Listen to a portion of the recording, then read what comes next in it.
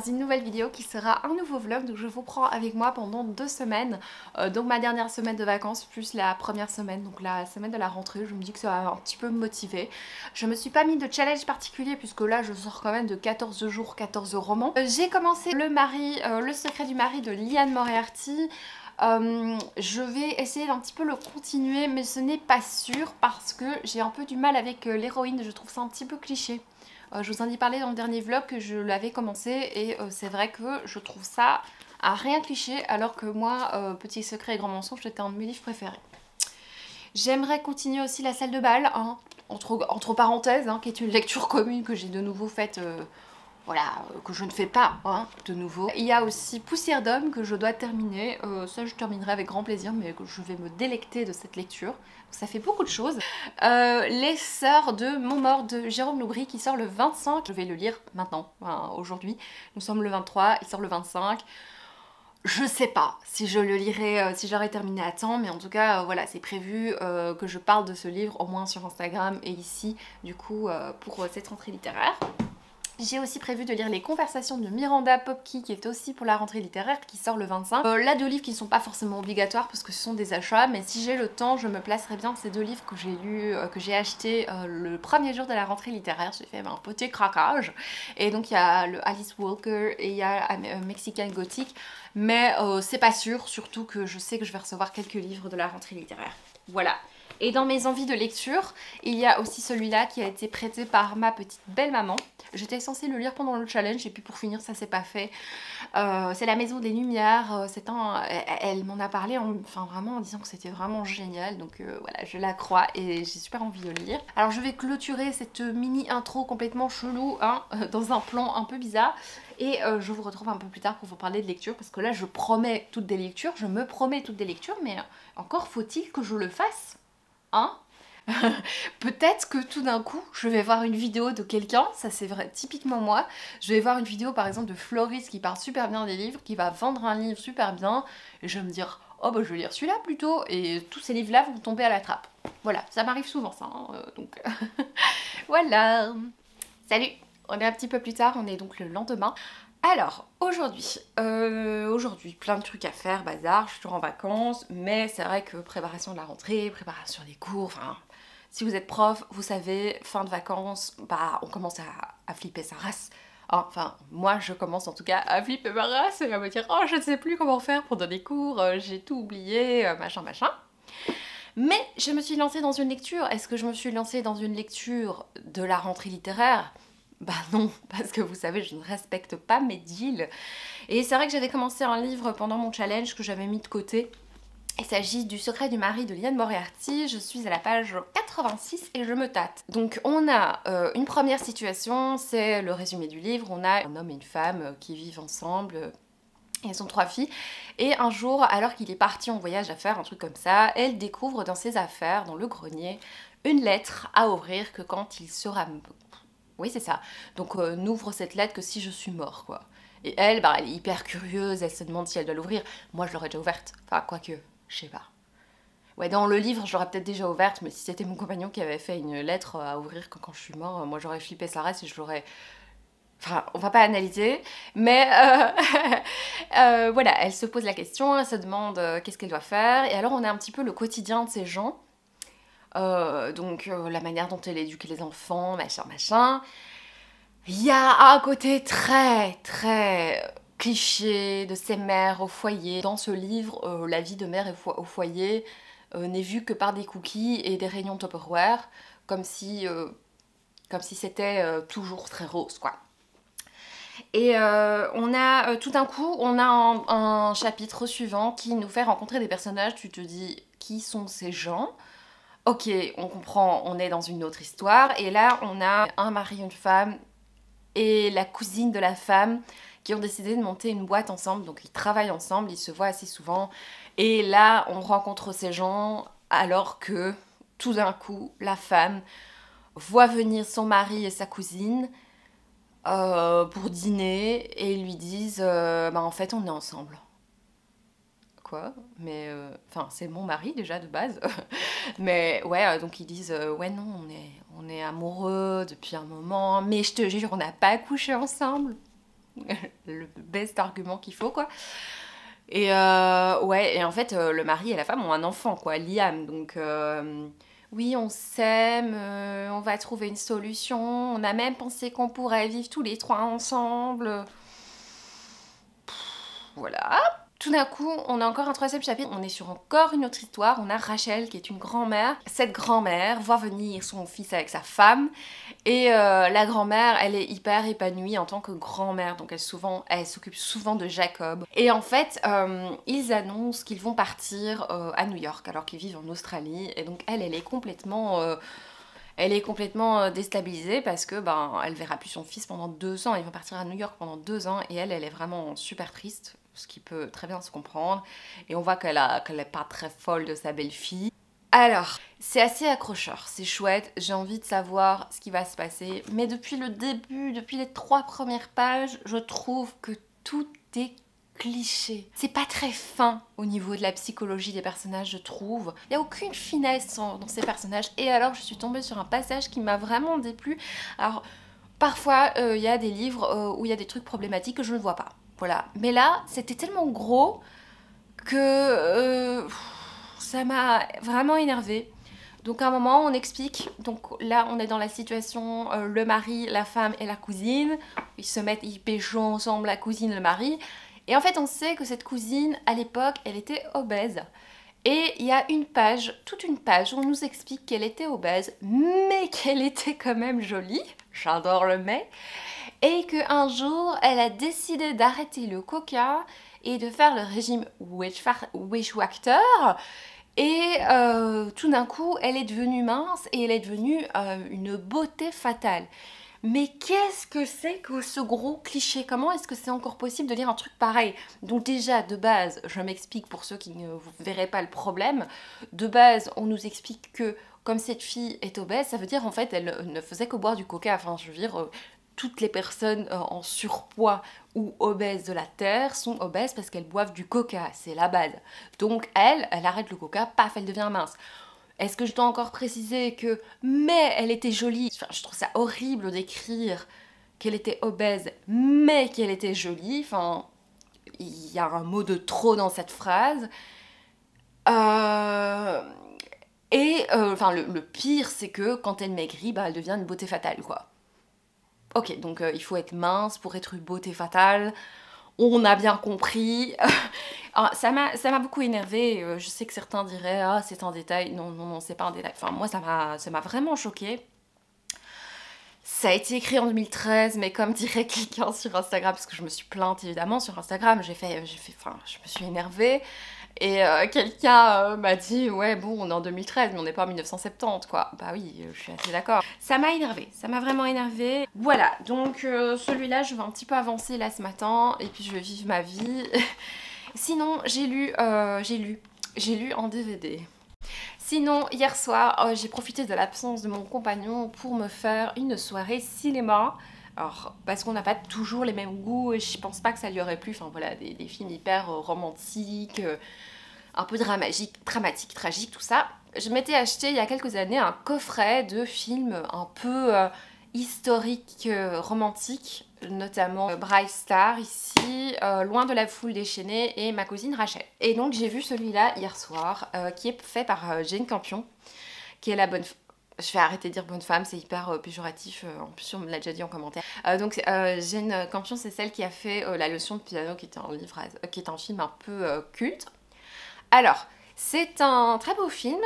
Moi, je suis pas une experte du cinéma, donc je peux dire de grosses bêtises, mais quand j'ai commencé le film, je me suis dit oi oi oi, je ne sais pas si ça va le faire, parce que les premières images, les premiers plans, et en fait la première musique qu'on entend, on dirait que ce sont des élèves de 3e année en cours de chant qui chantent, et du coup ça m'a un petit peu dérangée. Bon c'était juste, ça va, mais il y avait un truc avec la voix, je me suis dit oh déjà si l'image, si le son est un peu spécial, je vais pas accrocher, mais en fait ce chant du début on l'entend plus, donc ça va. Ou alors j'ai plus fait attention parce que l'histoire était assez immersive. Donc on va suivre, on est au début du 19e siècle, c'est important pour la suite. On va suivre Fanny Brown, Brawane, c'est très important, qui est, je pense, voisine avec un monsieur Brown. C'est pas le même Brown, hein, avec un A et avec un O, vous comprendrez pourquoi j'étais perdue au début. Et en fait, ce voisin est ami avec John Keats, donc le célèbre poète. Et ils sont amis et ils font de la poésie ensemble, ils travaillent ensemble régulièrement. Et dès le début, en fait, on voit que ce machin Brown, je sais plus son prénom, taquine tout le temps Fanny, notre héroïne. Mais elle est un peu attirée par le personnage de John Keats, même si elle n'arrive pas à comprendre toujours sa poésie, elle n'accroche pas tout de suite. Mais on sent qu'il va y avoir un petit punch pour lui, elle va avoir un petit punch pour lui. Et bah voilà, c'est l'histoire d'amour entre cette Fanny et John Keats. Le résumé spoil toute l'histoire, donc ne lisez pas le résumé. Alors, j'ai eu beaucoup de mal pendant les premières 20 minutes, bon, mis à part les 3 élèves de chant qui chantent, voilà, mis à part ça, j'ai eu un peu de mal parce que je comprenais rien avec les personnages. C'est parce que l'héroïne s'appelle Fanny Brown et qu'il y a un autre Brown, et puis on dit John Keats, et John Keats il a un frère, donc c'est un autre Mr. Keats. J'étais perdue pendant 20 minutes, ça je peux vous le dire. Je savais pas qui était qui, mais alors c'est qui Keats? Pourquoi il l'appelle pas Keats alors? Enfin, c'était bizarre. Bref, j'étais un peu perdue. Et puis, cette histoire d'amour, j'ai beaucoup aimé, il y a des passages très poétiques. Bon, il y a un passage avec tout un moment où ils attrapent des papillons, c'est un petit peu moins romantique à mes yeux. Mais il y a des très beaux plans dans les champs, dans la forêt, avec toutes des fleurs mauves. Enfin, il y a des très très beaux plans. J'ai beaucoup aimé l'histoire d'amour, mais j'ai accéléré, je vous l'avoue, à la fin, j'en avais un peu marre. J'ai accéléré parce que c'était un peu répétitif, quoi. On voyait que ils étaient donc en histoire d'amour et ils voulaient tout le temps se voir. Et il y avait un moment, une scène un petit peu à la dans Harry Potter 6 avec Lavande Brown qui souffle, vous savez, sur la vitre dans le train, qui souffle et qui écrit le petit cœur avec Ron et Lavande, R, cœur, L. Et en fait, c'est pareil, à un moment, tu vois Fanny à la fenêtre avec une lettre qui va comme ça et je trouve ça ridicule. Il y a des très belles scènes, hein, mais c'est un petit peu longuet. Et enfin, ça devient un peu limite comique parce que tu vois le copain de John Keats qui veut travailler et t'as cette femme qui arrive tout le temps avec qui fait sa broderie puis qui apparaît avec une lettre et qui fait la vente brown. Moi j'avais de l'empathie pour le pote qui se disait mais qu'est-ce qu'elle a encore cette femme, laissez-nous travailler quoi. Bref, ça me faisait rire, c'était un petit peu redondant et c'est vrai qu'il y a un peu une redondance des scènes. Il n'y a pas de chronologie précise, donc on ne sait pas si ça se passe dans 2 semaines ou 2 jours plus tard et du coup on a une certaine répétition de certaines scènes qui m'ont un peu saoulée. C'est que tout d'un coup elle entre dans la pièce où il travaille et puis tout d'un coup il entre dans sa maison. Et puis scène suivante, elle entre dans la pièce. Et tu te dis, mais elle est tout le temps là, ils doivent travailler, laissez-les tranquilles. Et du coup, il est tout le temps distrait. Et enfin, il y a un peu une récurrence des scènes qui m'a un petit peu gavée.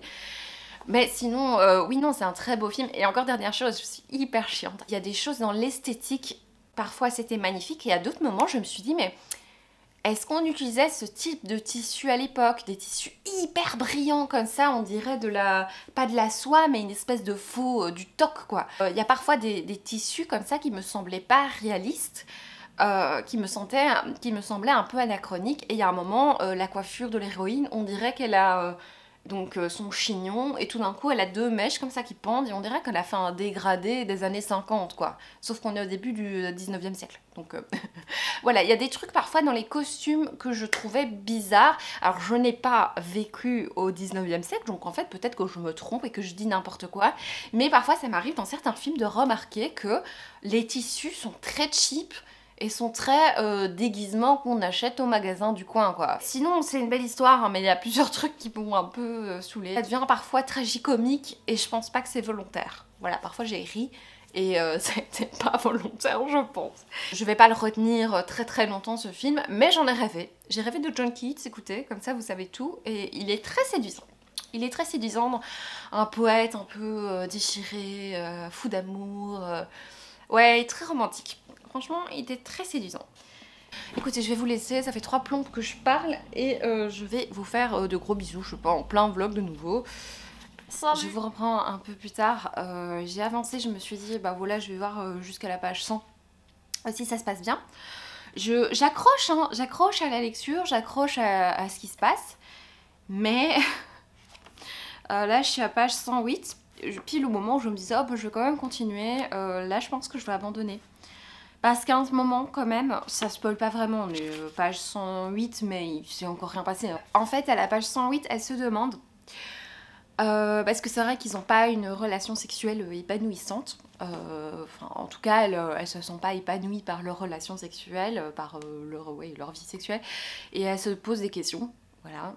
Et à un moment, elle se dit, tiens, est-ce que peut-être ce serait pas lié à la lettre et que peut-être que mon mari serait homosexuel.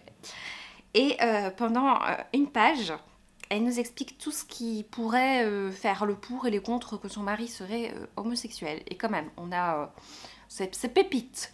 Donc en fait, ouais, elle se dit, ouais, il est peut-être homo parce que il aime beaucoup les comédies musicales. Il est plus doué qu'elle pour coiffer les filles. Voilà, il peut parler tutu avec passion. Voilà, il adore sa mère parce que c'est bien connu que les homos aiment leur mère. Hein. C'est dans le package, hein. C'est dans le, ouais, c'est compris. Voilà, elle se demande quand même si c'est pas une légende, hein. Elle réfléchit un petit peu, cette petite madame. Elle se dit qu'il a un polo abricot et donc et qu'il repasse lui-même, qui plus est. Donc ouais, il devrait être homo, quoi. C'est certainement ça. Puis tout d'un coup, non, elle se reprend, non, enfin, c'est pas possible, mon mari n'est pas homosexuel. Elle le voit encourager sa fille qui joue du foot avec ses joues mal rasées. Elle a une vague d'amour en imaginant son mari. Et qu'est-ce qu'elle se dit? Ah mais non, John Paul, je rigole à chaque fois en lisant ce prénom, n'a rien d'efféminé, bien dans sa peau, il n'a rien à prouver.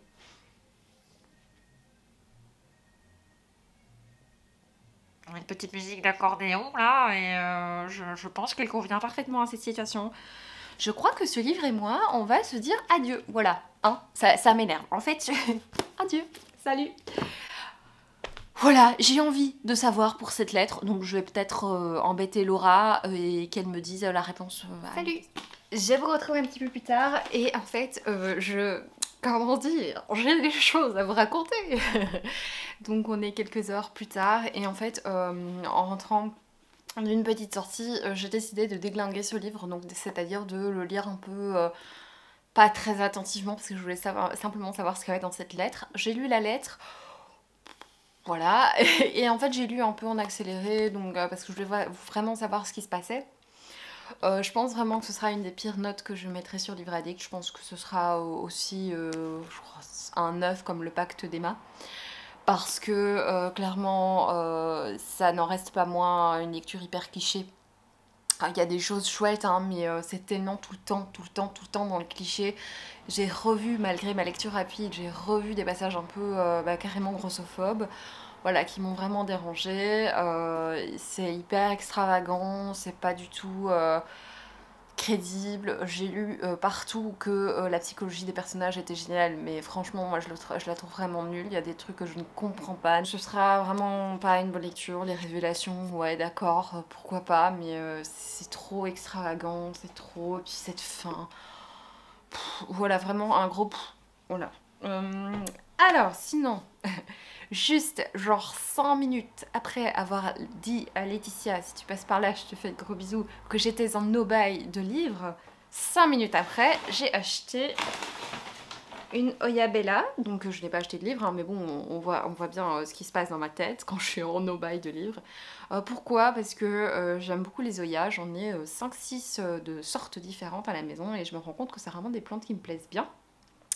Et j'ai vu une des dernières vidéos de Mademoiselle Bloom, j'adore cette youtubeuse, et j'ai été complètement jalouse, enfin non pas jalouse, ça fait pas partie de ma personnalité, mais plutôt envieuse de son Oyabella que je trouve absolument magnifique. Je me suis dit oui, j'ai envie d'en avoir une, et du coup je suis tombée sur celle-là.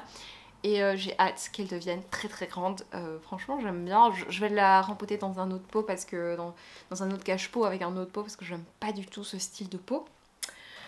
Voilà, et alors j'ai reçu un livre par la poste, j'ai reçu un livre des éditions, c'est quoi, Héloïse en motion, c'est moi qui les ai contactés. Je sais ce que c'est, hein, évidemment, vu que c'est moi qui ai demandé. trop contente.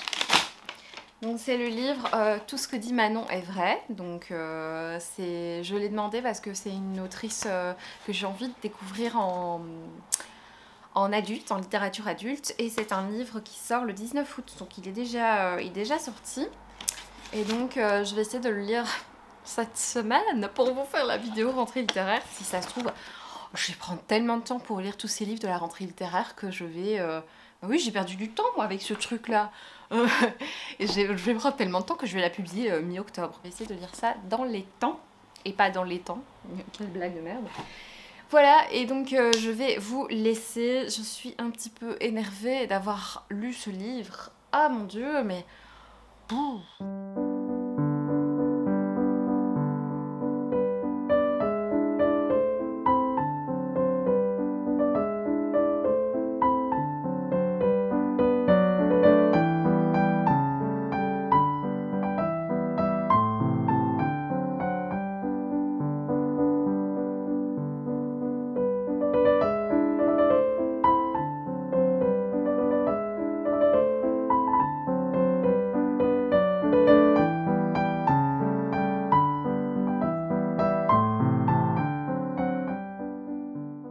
Salut, je vous retrouve vite fait quelques jours après. Vous avez vu des petits plans, je suis partie à la mer 2 jours. Voilà, c'était bien chouette, bien ressourçant avant la prochaine reprise. Au niveau des lectures, je vous dis vite fait, j'ai commencé Les Sœurs de Montmort, mais... voilà, je suis qu'à la page 56. J'ai mis un petit moment avant d'accrocher parce que je n'étais pas trop dans l'univers. Mais là, je commence vraiment à rentrer dedans. Donc, avec ce nouvel enquêteur nommé chef de police qui arrive à Montmort et il se rend compte en fait en arrivant dans le commissariat de police que déjà tout est super neuf, ça fait rêver de travailler là. Et alors ses collègues lui montrent les dossiers en cours parce que lui il est nouveau chef de police. Et il demande, bah voilà, quels sont les fichiers en cours, quels sont les dossiers, les affaires et tout ça en cours. Et on lui dit bah, qu'il y a 4 affaires en cours pour le moment et que c'est des trucs genre... type vol à l'étalage quoi, donc pas grand chose. Et donc lui il prend une des dernières affaires et il va aller sonner chez quelqu'un pour lui poser des petites questions et forcément on va entrer dans le vif du sujet. Là je suis vraiment au tout début de cette lecture, on a déjà l'ambiance bien... un peu creepy, un peu effrayante de Montmort. On a déjà des petites superstitions, voilà, on se demande s'il y a du fantastique ou pas. Mais en tout cas, ça m'intrigue bien, là, je commence à rentrer dedans, on est page 56. Je pense que je vais prendre le temps, on est jeudi soir, je vais prendre un petit peu de temps pour lire celui-là et essayer de lire autre chose pour la vidéo donc de rentrée littéraire. J'ai reçu 2 livres de la part de Robert Laffont, c'est principalement pour ça que je vous prends aujourd'hui, puisque j'ai pas lu grand-chose, donc j'ai pas grand-chose à vous raconter. Le premier livre, il s'agit d'un livre de l'auteur Antoine Doll. Alors moi j'avais entendu parler de cet auteur sur l'Instagram de Flow Books qui disait que l'auteur avait écrit quelque chose de magnifique, hyper poétique. J'avais lu les extraits, j'avais trouvé ça magnifique. Je l'ai pas acheté, je l'ai pas lu, mais il fait partie de ma wishlist. Et puis j'ai vu que l'auteur avait sorti un nouveau livre qui est celui-ci. Donc c'est 6 pieds sur terre. C'est dans la collection de l'incendie de Robert Laffont. Donc on va parler de Camille et Jérémy. Qui sont amoureux, qui sont heureux d'être ensemble, jusqu'au jour où Camille parle de son désir d'enfant. Je vais pas lire plus loin le résumé parce que je vous avoue que je sais pas ce qui va se passer, donc je suis hyper intriguée par cette lecture. Alors c'est un livre qui sort ou qui est peut-être déjà sorti, qui sort le 26 août. Oh, c'est aujourd'hui! Non, c'est demain. Donc cool, je serai à jour si j'arrive à le lire à temps. Il est pas très long en plus, donc il aurait même pu rentrer dans mon challenge de la semaine passée. Et ah oui, c'est vrai, j'avais demandé ça. Oui, bon, ça a l'air sublime. C'est Au nom des miens de Nina Waha. C'est de la collection Pavillon chez Robert Laffont également. Et visiblement en Suède, c'est un best-seller. Moi, je l'ai pris pour le côté familial, pour le côté un peu nordique, le genre de livre que j'aime bien, même si j'en lis très très peu. C'est un roman polyphonique, histoire de famille, enivrant, déroutant. Une voix au ton à la fois féroce et résolument drôle. C'est aussi pour ça que je l'ai choisi. Je m'étais dit que ça allait être quelque chose d'assez original. C'est écrit ici assez petit par contre, donc j'espère que ça ira pour la lecture. Et ça sort le 26 août également. Donc voilà, pour les éditions Robert Laffont, bah, merci beaucoup. Je suis super contente. Je vais essayer d'avancer dans cette rentrée littéraire parce qu'il y a beaucoup de livres que je reçois vraiment aux alentours de la date là. Donc c'est vraiment chouette. Salut! Je vous retrouve un petit peu plus tard, on est un petit peu plus tard dans la semaine et bah écoutez, j'ai un petit peu avancé dans mes lectures puisque, alors je sais plus où je vous laissais la dernière fois, il est bien possible que je vous ai parlé du Secret du mari et que je vous ai parlé du fait que j'avais commencé le Jérôme Loubry, Les Sœurs de Montmort de Jérôme Loubry, je viens de dire Isabelle. Je l'ai terminé hier, donc j'ai passé une petite journée hier cosy à lire, hein, vraiment, c'est la dernière que je peux faire avant un an, donc voilà, autant en profiter un maximum. Et donc j'ai donc lu Les Sœurs de Montmort de Jérôme Loubry. Déjà au tout début on a une jeune journaliste qui a été contactée parce qu'on veut lui donner un scoop pour son journal et donc on lui dit bah écoutez franchement j'ai quelque chose à vous raconter, il faut absolument que vous écoutiez mon histoire et donc et que vous veniez avec moi pour que je vous montre Montmort, donc qui est une ville, un village voilà, dans lequel il s'est passé des choses atroces et il faut absolument que vous veniez avec moi pour que je vous explique ce qui s'est vraiment passé à Montmort puisqu'on sait qu'il y a eu plusieurs morts. Et donc la jeune journaliste va partir en voiture avec cette dame qui va lui donner tout un dossier avec toutes les explications et qui va arriver à la fin, on sait vers la fin du livre à mon avis, elle arrivera à Montmort. Et on a du coup toutes ces explications, on a donc l'histoire de Julien qui est un détective, c'est surtout un chef de police en fait, c'est un policier qui a travaillé dans de nombreuses villes et lui il est engagé en tant que chef de la police dans le village de Montmort. Et en fait il arrive dans le village et il se rend compte que eh bien tout est hyper sophistiqué, déjà le village est très joli et en fait il arrive au commissariat de police et se rend compte que tout est hyper sophistiqué, les derniers ordinateurs, et il se dit mais enfin c'est quand même un village paumé au fin fond de la France et en fait il y a quand même un commissariat de fou quoi, super, super moderne et donc il arrive dans ce commissariat et on lui donne les dossiers en cours et en fait il n'y a que 4 dossiers en cours de trucs pas très importants, je pense que je vous en avais un petit peu parlé et donc lui il va s'atteler à essayer de résoudre une des 4 affaires en cours et on se doute bien que ça va devenir assez important dans l'histoire. C'est une ambiance de village hyper envoûtante, hyper noire, hyper un petit peu effrayante si vous aimez les ambiances pas trop dégueulasses, hein, mais un petit peu, oui, un petit peu creepy, hein, vraiment, un petit peu envoûtante, un petit peu stressante. Je pense que ça peut être une ambiance qui peut vous convenir, notamment pour la saison d'Halloween.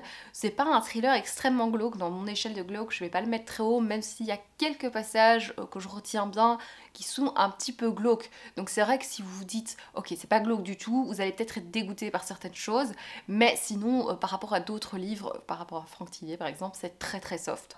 C'est un récit, j'ai eu du mal à me mettre dedans en fait. Il y a des récits comme ça, je suis tout de suite dedans. Ici, c'est au niveau de l'intérêt pour la lecture, je me rendais compte que j'étais pas hyper intriguée par cette ambiance un peu, vous savez, toutes ces mystifications, toutes ces histoires de sorcières et tout ça, c'est pas un truc qui me passionne.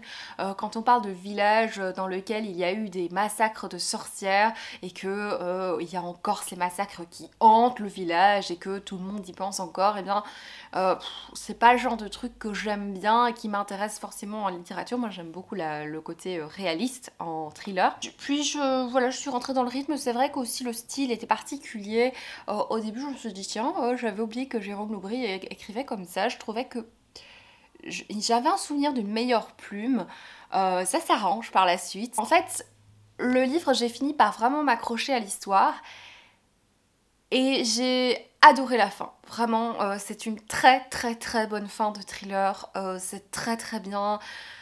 C'est très bien fait, avec de bonnes explications, parce que parfois quand on fait des thrillers, on a une fin et puis on nous laisse comme ça, euh, avec zéro explication, et on est parfois un peu paumé. Et ce que j'ai bien aimé ici, c'est qu'il nous explique sa révélation, Et ça j'ai bien aimé parce que pour moi c'est important en fait de comprendre et de pas rester hein, est-ce que j'ai bien compris? Oui, non, j'ai bien compris.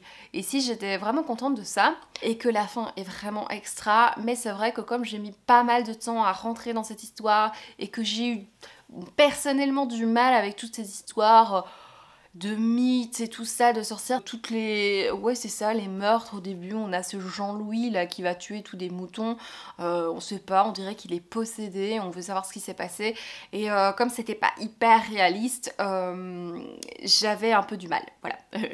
J'aime bien un bon vieux meurtre des familles, on coupe des petits bras, on... Je suis sûre que les voisins qui sont dans le couloir sont en train de se dire cette fille est complètement siphonnée. Bon voilà, j'ai l'impression d'avoir parlé très très mal de ce livre, il faut que je fasse un effort parce que demain il y a le live de Manon et j'aimerais bien parler de ce livre, surtout que je n'ai lu que 3 livres de la rentrée littéraire pour le moment, je suis vraiment à la bourre. Je vais vous laisser là pour aujourd'hui, je vais retourner à mes petites activités, je vais essayer d'un peu lire aujourd'hui parce que j'ai passé beaucoup d'heures à faire du montage pour le vlog 14 romans en 14 jours. Je vous avoue que ça m'a pris des heures et des heures alors que en soi le montage n'est pas ouf, j'en suis bien consciente. D'habitude je repasse 2 fois pour enlever toutes mes bêtises, ici je suis passée qu'une fois parce que la vidéo est très longue. Donc je suis pas hyper satisfaite de cette vidéo, mais par contre je suis hyper satisfaite de mon challenge et de mes 14 lectures, donc n'hésitez pas à aller la voir si ça vous intéresse. Salut, je vous retrouve un petit peu plus tard, voilà, quelques jours plus tard, même une semaine, je ne sais plus quand je vous ai pris pour la dernière fois, je viens vous parler de certaines petites choses. Alors, au niveau des lectures, depuis quelques jours, ce n'est pas mirobolant parce que qui dit rentrée dit beaucoup de stress et je vous avoue que cette année le stress était high level, on va pas débattre là-dessus parce que c'est vraiment pas le sujet de la vidéo, mais c'est vrai que du coup j'ai beaucoup de mal à lire quand je suis stressée, je pense comme beaucoup de gens, et donc je vais pas vraiment avancer dans mes lectures. Donc je suis toujours dans le même livre, j'ai pu avancer dans la salle de bal, je crois que je vais le laisser de côté, je vais le lire un jour ou l'autre, c'est des choses que je fais parfois, ou jamais. Je suis bloquée dans Mexican Gothic, mais parce que j'arrive pas à lire, pas du tout à cause du roman. Donc voilà, je sais pas trop lire en ce moment, donc j'espère que ce vlog sera pas... vraiment insupportable. Alors, je vais vous reprendre un petit peu plus tard parce qu'il s'est passé quelques petites choses depuis la dernière fois. J'ai lu un livre, chose vraiment révolutionnaire. Je dois répondre à la foire aux questions, à laquelle je n'ai pas encore répondu, et j'ai reçu un petit colis et je ne sais pas par quoi commencer. Je pense que je vais commencer par ma lecture que j'ai terminée.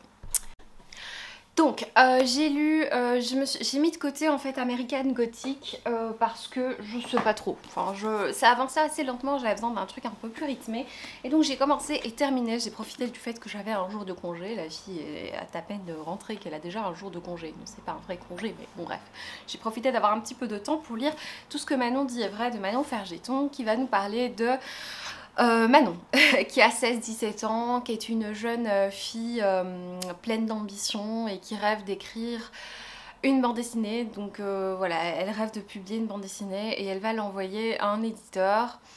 Et cet éditeur va lui répondre et va être très charmé par les dessins de Manon et plus particulièrement par Manon. Et donc entre eux va s'installer une correspondance via mail en fait. On a ces échanges de mails qui au début sont plus ou moins correct et en fait après on voit qu'ils échangent des mails passionnés, ils sont hyper amoureux et bien sûr on voit le côté hyper malsain en fait qu'il y a là derrière puisque ce monsieur n'a pas 19 ans, hein, il a 56 ans, il est marié, et il a une épouse qui est malade d'ailleurs et on voit dans ses mails qu'il est amoureux de Manon et qu'il est petit à petit surtout manipulateur, c'est très spécial.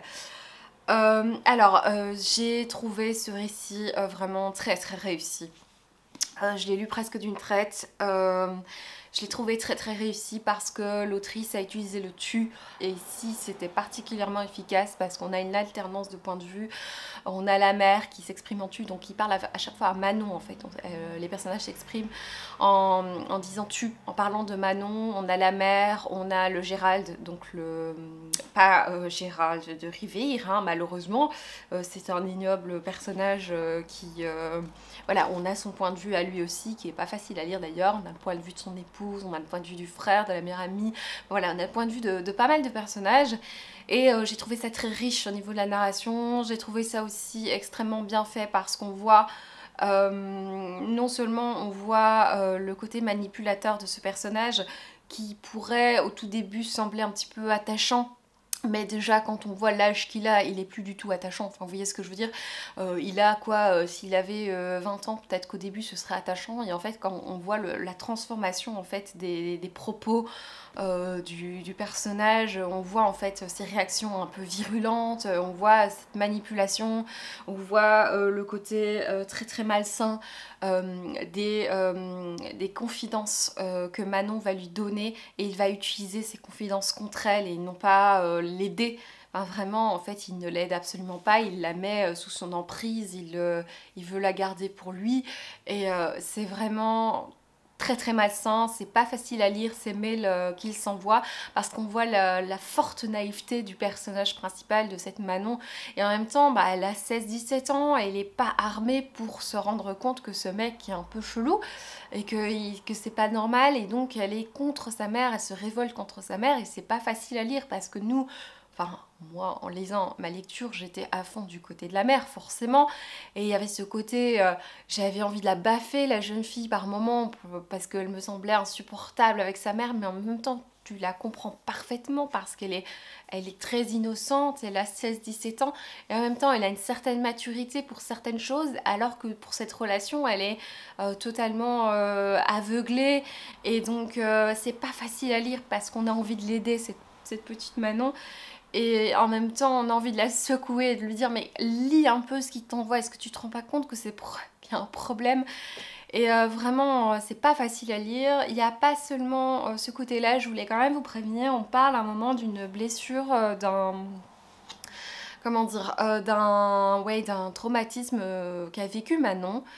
Et c'était pas facile à lire, je pensais pas qu'on allait parler de ça dans le livre. Pour moi personnellement ça a été difficile à lire, mais j'ai trouvé que c'était extrêmement bien fait. Je trouve que ce livre peut totalement dérouter, peut perturber, mais en même temps je le trouve assez nécessaire parce que je trouve qu'il y a des messages dedans qui poussent à la communication, parent-enfant, qui poussent à toujours prévenir, parler de tout.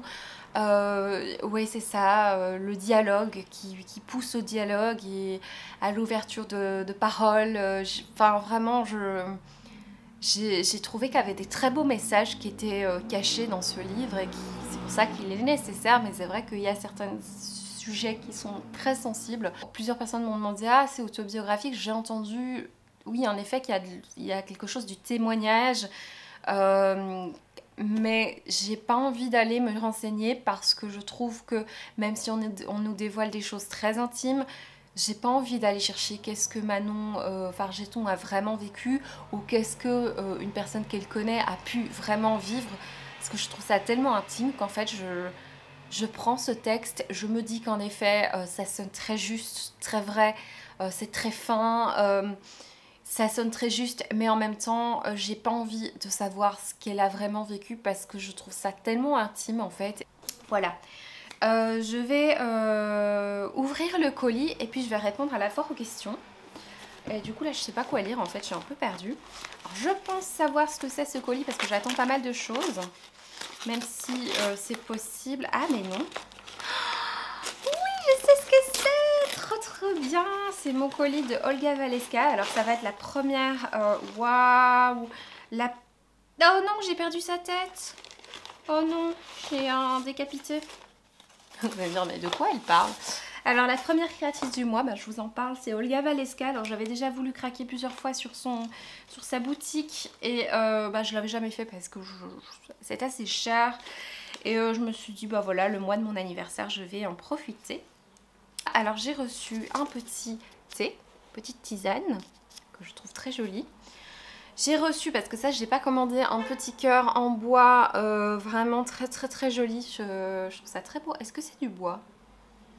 C'est possible que ce soit du bois, c'est vraiment très joli, c'est un aimant, je vais le mettre sur mon frigo. Alors j'ai reçu un ange décapité, mais il s'est décapité sur la route. Ça va être pour mon sapin de Noël cette année, donc ça c'est trop cool. Oh, je vais le recoller hein, tout simplement. J'ai reçu, mais enfin, elle a fait plein de cadeaux, c'est beaucoup trop chouette. J'ai reçu une petite couronne. Ah, c'est trop chouette. Ouais, c'est joli. Et alors là, ce sera pas que pour Noël. Ah, c'est trop bien. C'est possible que ce soit associé ou alors c'est des sujets en plus, mais vraiment waouh quoi. Et alors j'ai demandé, en général quand je commande sur Etsy, je demande à ce que ce soit des cadeaux parce que bon, c'est pour mon anniversaire qui est demain, donc voilà. Mais ici particulièrement, alors j'ai reçu une carte de remerciement qui est très jolie, pareil avec vraiment l'écriture. Alors j'ai un code promo d'ailleurs, j'ai moins 15%. Je vais certainement utiliser parce qu'à Noël je pense que je vais aussi craquer. Elle fait des photos qui sont magnifiques. Donc j'ai emballé dans du papier récup, ça c'est trop chouette. C'est du papier de Noël et ça me va. Oh, adorable. Adorable. Donc moi j'avais commandé cette photo là. Donc c'est vraiment un magnifique travail, enfin, c'est vraiment automne ici. Donc c'est une photographie de Olga Valeska qui est somptueuse, vraiment magnifique. J'adore, à chaque fois, enfin, ça fait un moment que je veux craquer là-dessus et enfin, voilà une autre photographie avec plein de citrouilles. Donc je vais les mettre sur ma bibliothèque, ça c'est clair. Et celle-là je ne l'ai pas commandée mais c'est un cadeau en plus. Elle fait plein de cadeaux, enfin, c'est super adorable, vraiment, c'est vraiment adorable. Et alors il y a deux créations sur lesquelles j'ai craqué. Je sais plus ce que j'ai pris, alors j'ai reçu encore, mais franchement, une petite étoile en crochet. Alors je suis en plein dans du crochet en ce moment, dans des trucs de crochet et je suis trop contente. Ce sera pour Noël aussi, oh là là. C'est bien protégé, bien emballé. Oh oui, je me souviens, oh c'est trop joli, j'adore. J'avais commandé une feuille d'automne, donc c'est un sujet à pendre qui est fait main en fait, il y a une bonne odeur. On dirait que c'est, je sais pas, c'est la peinture qui sent bon. Regardez, donc c'est un sujet d'automne, il y en avait plusieurs. Allez, focus. Voilà, il y en avait plusieurs. Ici, c'est une feuille absolument somptueuse. Je crois que je vais faire une photo aujourd'hui avec ces choses magnifiques. Oh, je suis mais sous le charme quoi, c'est vraiment très beau. Il y avait d'autres couleurs et ici j'ai craqué sur la couleur or. J'ai dit la couille, hein, il me semblait bien. Voilà, je suis trop contente. Et alors il y a un autre petit paquet, je me souviens de ce que j'ai pris maintenant. Alors regardez, il y a de nouveau un petit cadeau. Alors c'est un petit tronc customisé, mais beaucoup trop beau. Enfin, c'est magnifique avec une petite pierre peinte, enfin très beau travail. En fait c'est très original, c'est ça que j'aime beaucoup. Voilà, voilà, c'est vraiment très joli. Je vais mettre ça dans ma déco. C'est avec de l'herbe en dessous, un petit personnage. Je crois que c'est un petit oiseau en fait. Vraiment joli. Voilà, oui, trop contente. Ah, je suis trop contente. Oh, je vous l'aurais compris. Hein. Bon, eh bien, ça c'est fait, hein. Je suis prête à faire ma photo Instagram et je vais répondre aux questions de la foire aux questions puisque j'ai lancé une foire aux questions en me disant que ce vlog n'allait pas être aussi long que l'autre et que j'avais envie, ça faisait longtemps que j'avais plus fait de foire aux questions et donc je me suis dit que c'était le moment. Donc je vous ai demandé de me poser les questions sur Instagram et donc je vais y répondre. Je vous ai dit d'utiliser l'humour, je vous ai demandé d'utiliser l'humour parce que j'avais envie de rire et donc c'est le moment. On va commencer avec la première question. C'est le genre littéraire que j'aime le moins, c'est Manon Bouquin qui demande ça. Je dirais la romance et peut-être la science-fiction, même si la science-fiction ça m'intéresse beaucoup plus qu'avant. Donc c'est vrai que je dirais même plus la romance parce que j'en lis... Je parle vraiment de la romance, uniquement romance. Dans la chick lit, c'est vraiment quelque chose que je lis 1 à 2 fois par an, enfin 1 ou 2 livres par an, donc c'est ce que j'aime le moins. Je lis jamais. J'allais dire historique, mais j'essaye d'en lire un petit peu plus, donc non, c'est vraiment la romance. Grenouille me demande tu as quelle formation musicale étant prof de clarinette? Je suis curieuse, donc merci pour ta question. Moi j'ai fait donc toutes mes années en académie, donc en Belgique on appelle ça l'académie, donc au violoncelle, hein, et en France je crois que ce sont les conservatoires régionaux. Et puis j'ai fait 6 ans de conservatoire. On appelle ça en France, je crois, les conservatoires supérieurs, enfin bref, les études quoi, pour être musicien professionnel. J'ai fait ça en 6 ans, comme ça tu as tous les détails. Il y a moyen d'étaler des années pour... bah voilà, moi j'avais envie de me perfectionner, d'avoir un meilleur niveau, du coup j'avais étalé une année. Et puis j'ai fait encore une année d'agrégation pour donner cours, pour être prof du coup. Ton livre préféré, c'est Manon Booking qui me demande, c'est difficile, je te renvoie à ma vidéo mes 25 livres préférés qui est disponible sur la chaîne, mais sinon c'est vrai que c'est un petit peu lâche de te renvoyer à une vidéo, je dirais Les Sœurs des Blois de Louise Tremblay Desciambre. Alito Laetitia me demande si j'étais une tueuse en série, quel serait mon mode opératoire. Je pense que je ne voudrais pas trop me salir, donc je pense que j'utiliserais quelque chose d'assez rapide et qui ne fasse pas trop souffrir, parce qu'en fait je ne pense pas que je pourrais être une tueuse en série. Je sais pas, je crois que j'utiliserais le truc le moins salissant possible pour avoir le moins de preuves, ouais, le moins de traces aussi. Voilà, si tu découpes tes cadavres ça prend des heures, ça fait du bruit, enfin, ça en met partout, alors que si tu pousses quelqu'un d'un pont dans l'eau, ben ça va un petit peu plus vite, il y a un petit peu moins de traces. Vous avez vu, j'y ai réfléchi, je vais finir en prison avec cette vidéo. Books from Moon, j'ai pas la fin de vos pseudos parce que j'ai fait une capture d'écran de vos questions qui me demandent est-ce que tu vas bien. C'est très très gentil de me poser la question. Oui, oui, je vais bien. C'est une rentrée un petit peu stressante, très stressante parce que je suis quelqu'un de très facilement très angoissée, et mais sinon ça va. Léa de Léa Book Addict qui me demande combien as-tu de mugs. Je pensais que j'en avais peut-être 60. En fait, j'en ai pas tant que ça dans mon armoire. Enfin, pas tant que ça, tout est relatif. J'ai beaucoup de mugs, mais je pensais que j'en avais 60. Mais en fait, non, pas du tout. Dans mon armoire, je crois que je dois en avoir 15. Et dispatché dans mon salon, etc. Je dois en avoir aussi une petite quinzaine. Donc, je pense que j'en ai une petite trentaine. Alors, il y a Léa de nouveau, Léa Boot Addict qui me demande mes 3 derniers flops et mes 3 derniers coups de cœur. Mes 3 derniers flops, c'est en flop, j'ai notamment Le Secret du Mari de Liane Moriarty, qui est une grosse déception. Je crois que c'est une de mes pires déceptions lecture de cette année. Je pense aussi à Des œufs et des seins, qui n'a vraiment pas été une lecture extraordinaire. Et qu'est-ce que j'ai encore détesté dernièrement? Enfin, j'ai pas eu des lectures de fou. Enfin, j'ai pas eu des grosses déceptions à part Le Secret du Mari. Et sinon, coup de cœur, j'ai La Maison tanière de Pauline Delabroix Allard, un truc comme ça, j'ai déjà oublié son nom. Amour de Léonore de Recondo. Et dernier coup de cœur, Vigile peut-être de Hiam Zeytoun, quelque chose comme ça. Oh là là, j'écorche les noms. Voilà. Quel serait ton plus grand rêve, me demande Alexia. Non, El Savannah. J'essaie de reprendre vos pseudos. Mon plus grand rêve, je ne sais pas trop répondre à cette question parce que c'est pas très précis comme question. Désolée, je ne sais pas si c'est un rêve personnel ou si c'est un rêve pour le monde ou si c'est un rêve pour ma vie professionnelle, privée, machin, donc je ne saurais pas quoi te répondre. Alors, quel est ton film préféré, me demande Lou. Mon film préféré, ben, j'en ai plusieurs.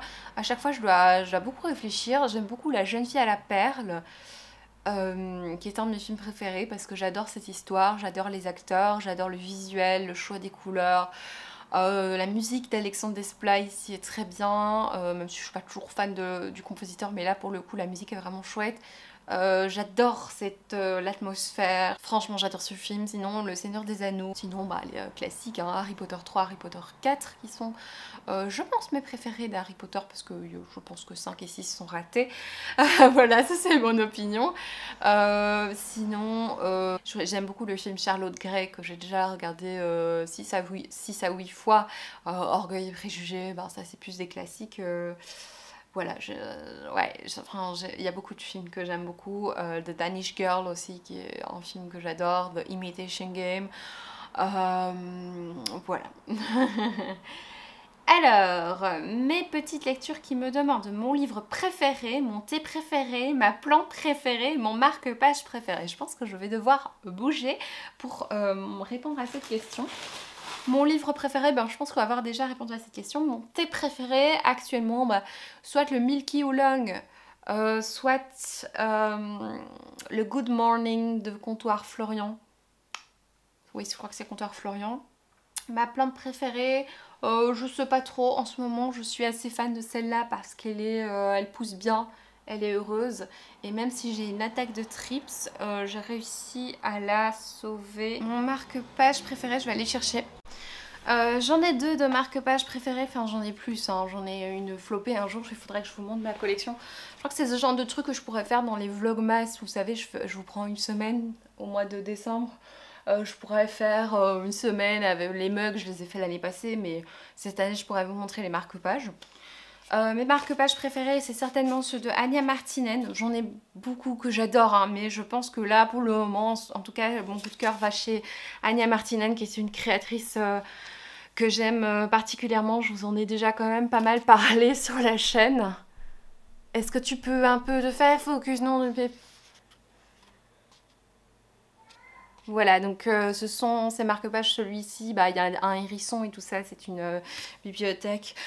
J'ai vu que ce style de marque-page avait été déjà repris par plusieurs créateurs avec des bibliothèques. Alors, franchement, de tous ceux que j'ai vus, ce Daniel Martinez, je trouve que ce sont les plus beaux. Ça correspond le plus à mes choix, voilà, à mes goûts plutôt. Je raconte n'importe quoi. Ensuite, je réponds donc aux autres questions. Il y a Peggy qui me demande, je fais gros bisous, merci pour ta question qui est rigolote et qui répond bien à la question de faire des questions, donc, et qui répond bien à la consigne de faire des questions rigolotes. Mais d'où te vient cette passion pour les hérissons? Tu sais que ça pique, que ça sent mauvais. Moi j'ai une passion pour tous les animaux, hein, de base. Bon, il y en a certains que j'aime, mais de loin, hein, comme les araignées ou certains animaux que je les aime, mais de loin. Voilà, mon but dans la vie, c'est de faire le mal à moins d'animaux possible, du coup de ne pas en manger ni d'en consommer, tout ça. Du coup de ne pas en manger et de ne pas... Enfin, je suis végane, hein, de base, comme ça pour ceux qui ne savent pas. Et j'ai une passion pour les animaux de la forêt. Quand j'ai voulu chercher le nom de ma chaîne, je me suis dit que je voulais qu'il y ait un animal. Au début, j'ai vraiment hésité parce que je voulais mettre le blaireau, parce que j'aime énormément les blaireaux, mais je trouve que blaireau, ça sonne pas très bien en français. Et s'il y a une connotation avec le blaireau, alors j'aurais pu utiliser le blaireau, mais c'est vrai que le hérisson correspond très très bien à ma personnalité, puisque il pique, hein, et ça fait partie de mes... Voilà, je pique beaucoup, il paraît, donc voilà, enfin je le sais, que je lance souvent des petites piques, et que en plus, il y a le côté couture aussi, quand je faisais beaucoup de couture qui correspondait au hérisson, ou la petite boule avec les piques, voilà, j'utilise beaucoup d'aiguilles. Voilà, voilà. Alors, il y a Lisa qui me demande ton mélange culinaire le plus bizarre. Alors, j'ai réfléchi à cette question. En fait, je crois que c'est un ingrédient qu'utilise Jean-Philippe dans la cuisine de Jean-Philippe. Si vous êtes vegan, vous le connaissez certainement. C'est un gars qui fait des recettes absolument fabuleuses. Ce sont les meilleurs livres de recettes que j'ai de tous ceux que j'ai essayés, parce que j'en ai quelques-uns quand même. Et je crois que Jean-Philippe, il gagne parce que toutes ces recettes sont extrêmement bien faites. Et même si vous n'êtes pas très doué pour la cuisine et pour tout ce qui est assaisonnement, etc., je pense que en faisant les recettes de Jean-Philippe. Vous n'avez pas besoin de réfléchir beaucoup au niveau des assaisonnements parce que les assaisonnements sont parfaits. Et du coup, pour répondre à la question, il aime beaucoup utiliser le ketchup dans ses recettes. Il met une toute petite dose de ketchup et en fait ça donne quelque chose de génial dans pas mal de recettes. Et donc je dirais c'est l'ingrédient culinaire le plus bizarre parce que franchement le ketchup je trouve ça dégueulasse. Enfin voilà, j'ai toujours trouvé que c'était un ingrédient... je sais pas, enfin pas très noble, et en fait c'est un ingrédient qui est très très bien et qui est très très bon. Et il y a au pays de Toti qui me demande que détestes-tu le plus chez les gens et qu'aimes-tu le plus chez les gens. En fait, je pense que ce que j'aime et ce que je déteste, c'est lié, je pense. Ce que j'aime le plus chez les gens, c'est la gentillesse. C'est très bateau et très gnangnan, très plan-plan comme réponse. Mais en fait, vraiment, c'est pas donné à tout le monde, visiblement. Donc, j'aime beaucoup les gens profondément gentils et je crois que c'est ce que j'aime le plus. Les gens qui ont de l'empathie et de la gentillesse. Et bien sûr, les qualités de base, la tolérance, enfin, vous voyez ce que je veux dire, c'est un peu difficile à dire parce que je trouve qu'il y a des choses, c'est la base, si tu l'as pas, t'es juste quelqu'un de mauvais, on rigole, mais je crois que c'est ce que je préfère chez les gens, c'est l'empathie, la sensibilité, la gentillesse. Voilà. Et ce que j'aime le moins chez les gens, c'est le manque d'empathie. Voilà, surtout quand c'est lié à l'égocentrisme, c'est vraiment ce que j'aime le moins chez les gens parce que c'est vraiment une valeur qui est très importante pour moi, l'empathie et la sensibilité. J'ai beaucoup de mal avec le manque d'empathie et je vous en ai déjà pas mal parlé, l'égocentrisme. C'est certainement un défaut que je dois avoir moi-même, hein, mais l'égocentrisme, les gens qui ne pensent toujours que par rapport à eux, je pense que l'égocentrisme lié au manque d'empathie, alors là c'est le pompon, j'ai beaucoup de mal. Voilà, je fuis ces gens-là de manière générale. Voilà, c'est ce que j'aime le moins chez les gens. On va vite passer parce que c'est vraiment très négatif tout ce que je raconte. Alors, mayo ou ketchup, on est plus léger là. Alors moi je préfère la mayo vegan de préférence parce que le ketchup je trouve ça vraiment pas bon, sauf dans la cuisine de Jean-Philippe. Samantha qui me demande tout simplement comment je vais, c'est vraiment adorable, vous êtes vraiment super adorable. Je vais bien, merci beaucoup. Et Eleonore Maria qui demande quelles sont les meilleures sorties poche 2021. Pour répondre à la question quelles sont les meilleures sorties poche 2021, j'ai vu qu'au mois de mai était sortie La vie dont nous rêvions de Michel Sachs, qui avait été une très bonne lecture. Donc je pense que ça peut répondre à la question, je ne vois pas trop d'autres sorties. Des conseils pour lire plus et acheter moins. Vraiment, acheter moins. Vous pensez vraiment que je vais pouvoir répondre à ce conseil? Achetez-moi franchement, enfin moi en ce moment je suis dans un challenge no buy et ça se passe très très bien parce que je n'ai pas envie d'acheter de livres. Du coup c'est lié, là ça fait 20 jours, demain ce sera le premier jour où je pourrai acheter des livres, mais je vous avoue je n'ai pas envie en fait d'acheter de livres. Donc ça fait 20 jours que je n'ai pas acheté de livres et je le vis très bien, j'ai pas forcément envie. Mais pour en acheter moi je vous avoue c'est pas à moi qu'il faut demander, hein, c'est moi qui ai les plus gros bocaux là, enfin j'abuse un peu. Sinon, comment lire plus? Ça dépend de son emploi du temps aussi, parce que tout le monde n'a pas la même vie on n'a pas tous la même vie. Voilà, je pense que profiter des petits instants, les trajets, s'il y a des transports en commun, profiter de chaque petit instant. Et comment lire plus, c'est vrai que les challenges de lecture en lisant des livres très courts, je trouve que c'est très chouette. Parce que ça permet de varier très très vite de livres et donc de ne pas s'ennuyer. J'aime bien les livres un peu plus gros, mais c'est vrai qu'avoir fait ce challenge qui est disponible sur la chaîne là, de 14 romans en 14 jours, franchement, ça m'a fait beaucoup de bien. Quel livre pourrais-tu détruire? Alors Flo, j'adore ta question, je trouve ça super drôle. Franchement, Le secret du mari, je pourrais très bien déchirer les pages pour l'utiliser pour mes photos Instagram ou le mettre dans l'eau ou le jeter parce que franchement, ce livre m'a dérangée. Sinon, en général, les livres que je n'ai pas du tout aimés, je les donne, je les vends, voilà, je les refourgue. Donc détruire, il faudrait que ce soit un livre que j'ai vraiment détesté, qui soit vraiment problématique. Je crois qu'il y avait un recueil de nouvelles de Noël que j'avais vraiment détesté il y a 1 ou 2 ans. Et je crois que c'était un petit roman de livre de poche ou je sais plus la maison d'édition, mais c'était un poche rouge avec une écriture dorée, avec des nouvelles très problématiques de Noël. Ça je pourrais détruire, ouais, mais je sais plus comment il s'appelle et j'ai pas vraiment envie de lui faire de la pub, je vous l'avoue. Et la dernière question, c'est Martine qui me demande: est-ce que tu nous feras un jour un petit concert privé pour nous, tes gentils abonnés? Si tu entends une vidéo où je joue, enfin oui, je joue déjà au début des vidéos, mais c'est vraiment très difficile en fait. C'est quelque chose qui me stresserait énormément et ouais, peut-être des petits extraits. Alors oui, au sein d'un vlog, mais je vous avoue que j'aurais beaucoup de mal en fait à jouer. Ou alors bah, je vous invite tous à Bruxelles pour un concert, mais je pense pas que ça intéressera grand monde. Bon, et eh bien c'est tout pour ces petites questions. Merci d'avoir posé vos questions, c'est super gentil. Je vais aller ranger tout mon bardin. Et je vous retrouve certainement plus tard. Je ne vais pas m'en remettre de cette robe aux couleurs qui ne sont pas du tout chatoyantes, qui sont juste... Oh, je vais pas m'en remettre.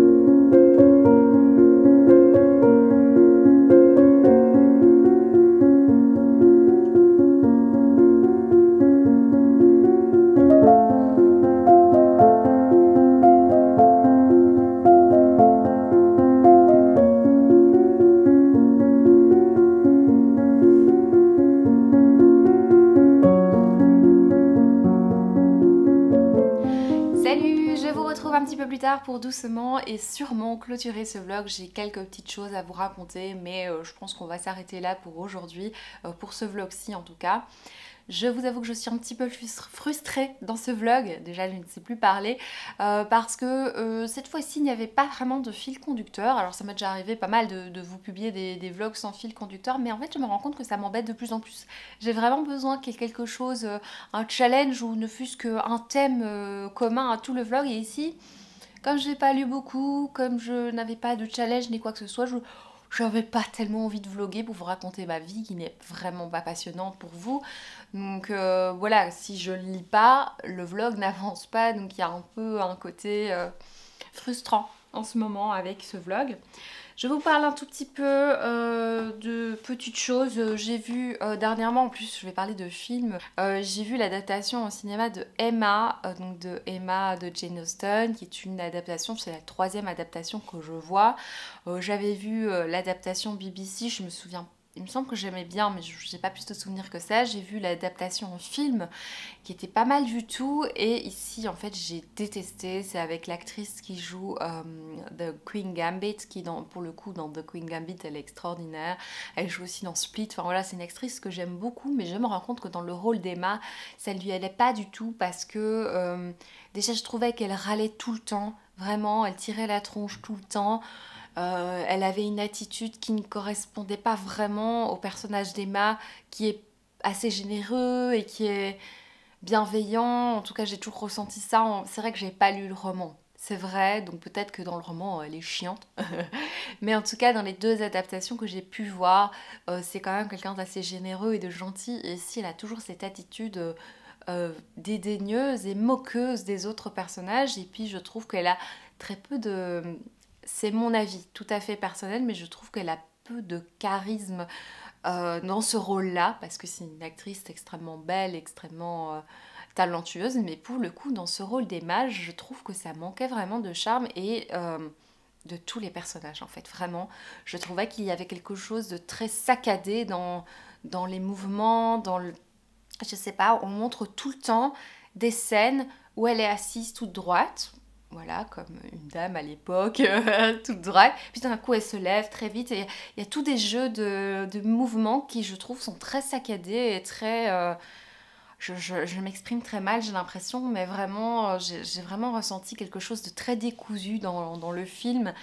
Euh, et les autres personnages vraiment sont ridicules, je trouve. Le prêtre ou le pasteur, je ne sais plus, est ridicule. Alors c'est peut-être le personnage le plus drôle, je trouve. On a Bill Nighy qui, alors oui, il est assez élégant dans son costume, c'est un bon acteur, mais vraiment, tous les personnages sont ridicules en fait, et je vois qu'on a voulu mettre de l'humour dans cette version, mais en fait l'humour, celui-là, cet humour-là ne me fait absolument pas rire et je trouve pas ça réussi. Le choix des musiques est très chouette, mais je trouve que c'est dommage à chaque fois, bah, en tant que mélomane en plus, ça me perturbe que les musiques soient interrompues tout d'un coup. Il y a de très petits extraits musicaux qui sont tout d'un coup interrompus. Mais bon, c'est un film, c'est normal. Mais bon, ça m'a frustrée aussi. La chose que j'ai préférée, c'est au niveau de l'esthétique, certaines choses, notamment les couleurs. Dans la vie, je n'ai aimé que les couleurs dans le film. C'est vrai que le choix des couleurs, je suis très nulle, j'y connais rien en cinéma, mais je pense qu'au niveau des choix des couleurs à l'écran, on est dans des tons très, très beaux, très, très pastels. J'aime bien. C'est très coloré. J'aime bien au niveau des couleurs. Et voilà. C'est tout. Mais moi, c'est une grosse déception à ce point qu'en fait, je l'ai arrêté aux trois quarts et j'ai décidé de ne pas continuer. Je l'ai acheté sur YouTube, là, vous savez, on peut louer des films sur YouTube. Et j'ai décidé de ne pas continuer parce que je souffrais trop. Je soufflais toutes les minutes, enfin, j'en pouvais plus. Qu'est-ce que j'ai vu Enfin, j'ai vraiment vu que des déceptions dernièrement. J'ai vu Wonder Woman aussi. Alors, de tous les films que j'ai vus dernièrement, c'est celui que j'ai préféré. C'est dire vraiment que j'ai pas aimé les autres. C'était pas mal, Wonder Woman. Enfin, voilà, c'était pas extraordinaire, mais c'était ça, voilà, c'était agréable à regarder. En plus, il y avait l'acteur David Thewlis que j'aime assez bien. Voilà, c'était chouette. Bon, il y avait Chris Pine. Et je suis allée chez Évasion avec mon compagnon. Et en fait, c'est lui qui a acheté plein de choses. Et je n'ai toujours pas cassé mon no-buy de livres que j'ai commencé le 21. Je crois que j'avais été chez Pêle-Mêle avec Laetitia. Si tu passes par là, je te fais de gros bisous. J'avais acheté des livres qu'on avait été chez Pêle-Mêle ensemble. Depuis, j'ai plus acheté de livres parce que j'avais prévu de faire un no-buy jusqu'au 8 septembre. Et on est le 14, j'ai toujours pas acheté de livres, donc je pense que je vais tenter un mois sans acheter de livres. Ça peut être cool, un chouette challenge. Quand on a été donc chez Évasion avec mon compagnon, je me suis procuré Nord et Sud donc d'après le livre de Elisabeth Casquès avec Daniela Denby H ou H, je ne sais pas, et Richard Armitage. C'est une adaptation que j'ai déjà vue, mais voilà, j'avais pas le DVD et voilà, ça me tente beaucoup, ça vient de la BBC, je serais ravie de revoir cette histoire que je trouve très très belle. C'est très classique hein, comme histoire, l'histoire de Nord et Sud, Elisabeth Gaskell, mais j'ai hâte de le revoir. Là pour le coup je sais que ça va me plaire, enfin j'espère, imaginez, tout d'un coup je n'aime pas, tout d'un coup je n'aime plus. Voilà, donc ça sera une des prochaines choses que je vais regarder, donc en ce moment je regarde quand même quelques films et quelques séries. Quoi d'autre Je fais des petites activités, enfin voilà, je pense que vous l'avez vu, je dessine un petit peu, je m'amuse avec mes pastels secs et avec mes crayons de couleur. Je fais un petit peu de dessin, de recopiage de photos, donc j'essaye de, comment dire, bah voilà, d'appliquer au crayon ce que je vois en photo en fait. Voilà, je m'amuse hein, de mon côté, c'est une passion qui va me prendre 2 semaines et puis je vais changer comme d'habitude. Sinon, qu'est-ce que je fais aussi bah oui, je fais des petits sujets d'Halloween comme ça, j'essaie de faire des petites illustrations de citrouilles et de choses un peu automnales pour pour ma déco, mais je vous avoue que je n'oserais pas les afficher dans mon appartement. Je fais aussi un petit peu de point de croix, là j'essaie de terminer les petits hérissons. J'avance, hein, mais c'est pas... Voilà, j'y reviens pas non plus tout le temps. J'ai fait ma couronne aussi de ma guirlande de citrouille en crochet. Du coup, c'est le moment de refaire d'autres citrouilles pour du coup des personnes qui seraient intéressées, je pense. Quoi d'autre au niveau de petites activités, enfin voilà, je pense reprendre un petit peu de couture aussi, mais à titre tout à fait personnel. C'est des choses que je ne faisais jamais quand j'avais la boutique, je ne cousais jamais pour moi. C'est plutôt quand j'avais un accident avec une pochette à livres, bah, du coup je l'ai gardée. Mais en fait, cette année j'ai décidé de coudre des petites choses pour moi et pour offrir aussi. Voilà, mais vraiment pas dans un but de vente. Je verrai après si j'y reviens parce que vous êtes plusieurs à me l'avoir demandé. Ensuite, au niveau des lectures, et puis je vous parle réception, je suis en train de lire, enfin, est-ce qu'on peut vraiment dire que je suis en train de lire? Je suis au tout début d'une forêt obscure de Fabio Micheli. Je vous en ai parlé dans la pile à lire de l'automne, il était dedans, il me donnait super envie, je l'ai commencé. J'ai commencé aussi Ensemble de Johanna Marinès, mais voilà, je ne lis pas en ce moment, c'est vraiment, je n'arrive pas à me plonger dans une lecture, à être concentrée. Voilà, donc on va passer le point lecture, mais par contre j'ai reçu 2 livres. Hier j'ai reçu enfin, je suis trop contente, La Malédiction de Highmoor de... Oui, c'est ça, de Erin A. Craig. C'est chez Casterman, c'est une sortie que j'avais repérée. Bah, je suis partenaire Casterman depuis longtemps maintenant, depuis quelques années. Et en fait, dans les sorties, j'avais pas demandé beaucoup de choses, mais celui-là, je l'avais vu parce que bah, déjà, premièrement, j'avais vu la couverture, je m'étais dit, wouh, quel travail de ouf! Et en fait, c'est un livre qui est basé sur un de mes contes préférés. Alors, quand j'étais petite, j'avais découvert en version illustrée le conte des 12 princesses, qui est un conte, le bal des 12 princesses, qui est un conte qui m'avait beaucoup plu à l'époque. Et donc, ici, c'est une adaptation. C'est un roman de fantasy avec un aspect un peu horrifique qui peut rappeler, disent-ils, les films de Guillermo del Toro et l'atmosphère de Rebecca de Daphné du Maurier. On met un petit peu Rebecca à toutes les sauces en ce moment, je ne sais pas trop pourquoi, mais pourquoi pas. Écoutez, ça me tente vraiment beaucoup cette adaptation du conte.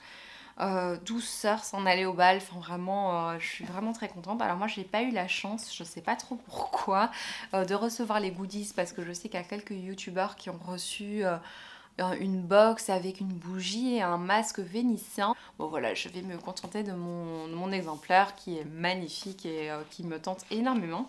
Et j'ai reçu aussi un album graphique qui est Alice Guy de Catel et Bocquet. J'ai vu passer cette sortie qui me tentait bien.